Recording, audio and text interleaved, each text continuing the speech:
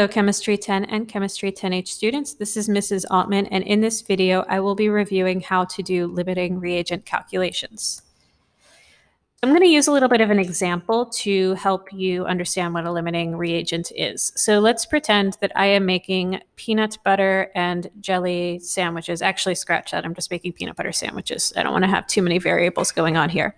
So if I have 18 loaves of bread, so like a lot of bread, and I have just one small jar of peanut butter, like something you can fit in the palm of your hand, no matter how thin you spread out that peanut butter, you can only make so many sandwiches with it. So you're going to run out of peanut butter, and then you're still going to have leftover bread. So your peanut butter is going to be, in this example, your limiting reagent. No matter how much bread you have, you can't keep making sandwiches because you've run out of peanut butter. Sort of the converse of that, if you've got 20 jars of peanut butter and only 2 slices of bread, your bread would be your limiting reagent because you're going to run out of bread. You can only make one sandwich because you only have 2 slices of bread. So whatever you run out of in a chemical reaction is called a limiting reagent. Reagent is just another word for reactant, if you didn't already know that. And then whatever you don't run out of is present in excess. It just means you have so much of it that you're not going to run out.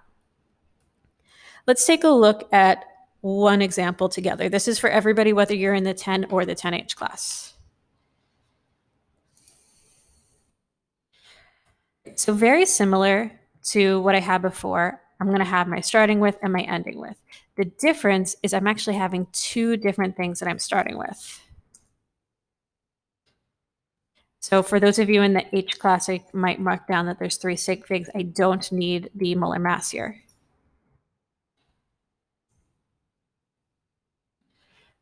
And for those of you in the H class, I might jot down that it's 2 sig figs.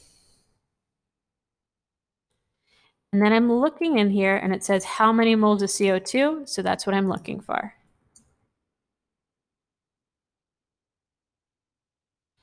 So I'm going to have 2 separate calculations here. So for the what is the limiting reagent, I'm going to end up answering that at the end. So I'm going to hold on to that idea for just a second.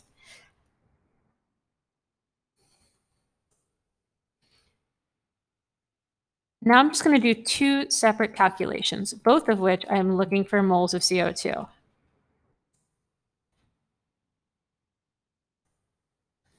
I got the 1 and the 1 from the balanced chemical equation. There's nothing in front of the CO2, so I assume it's a 1. There's nothing in front of the CH4, so I assume it's a 1. And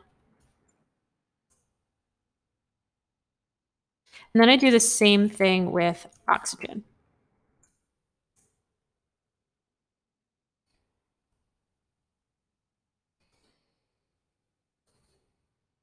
And because there's a 2 in front of VO2 in the balanced chemical equation, that's where I got that from. Put this in my calculator, it's just 16 divided by 2. So that is 8.0 moles of CO2. For those of you in the 10 class, you could have left off the 8.0 and that would have been totally correct. So now what I do is I look at my 2 answers, 12.5 and 8.0, and I pick the lower of the 2 numbers. That is your theoretical yield, which just really means it's your answer. And then for the limiting reagent, I look at that same calculation and I just look at the beginning, and whatever the element is I started with or compound, then that will be the limiting reagent. So once I decided that this is what I'm looking at, I'm pretty much completely ignoring that first calculation that I did. You still have to do both calculations because you can never be sure which is going to give you the lowest number just by looking at it. Sometimes you might think that you know, and sometimes you would be right, but oftentimes because of how many factors can go into these calculations, you'll think one thing and then you'll see after you do the calculation that the limiting reagent was something else. All right, one more example. This one will be H only, so if you were in the 10 class and you want to stop watching here, then feel free to do so. All right, for those of you in the H class, we're working with the same calculation or the same balanced chemical equation here. The only difference is that we have some more complex stoichiometry problems, but no more complex than what we've already done. So the first thing I'm starting with is 52 grams of CH4. So I do need the molar mass for it.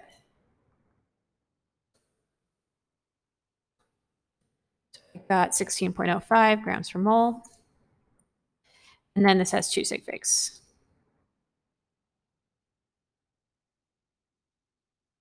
And then for my next one, I've got 101 grams of O2. Because this is in grams, I'm going to need to have the molar mass for this. And this will have 3 sig figs. And then I have 2 separate calculations.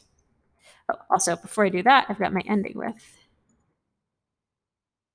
The question says how many moles of H2O? So I'm looking for question mark mole H2O. I take what I'm given, I put it over 1.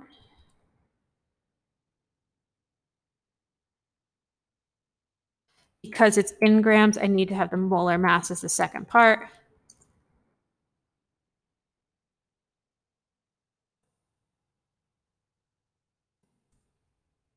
I'm looking for H2O, so that goes up top for my mole to mole ratio. And then I'm looking for moles, so I don't need to include molar mass in my last fraction. I'm just done there. So my calculator rounded to 2 sig figs, and I get 6.5 mole of H2O. Now I do a whole other calculation.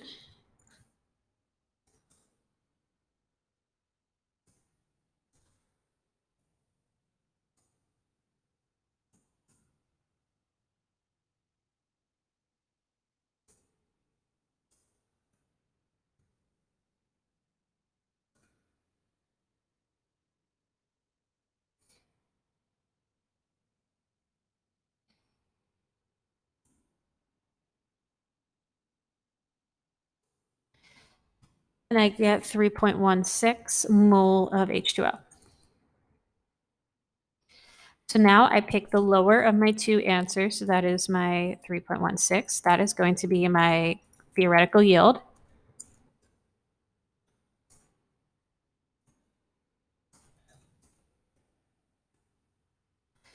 And then I go to the start of that calculation. So I'm ignoring that first one since that's not my theoretical yield. So O2 is my limiting reagent. So what matters is that both of these are ending with the same unit. So these are both mole. It doesn't matter if you're ending with moles or ending with grams. The process is the same, plus or minus a fourth fraction in your calculation.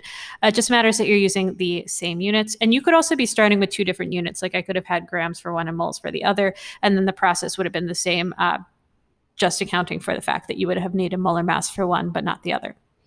Okay, thank you so much for watching and have a great night.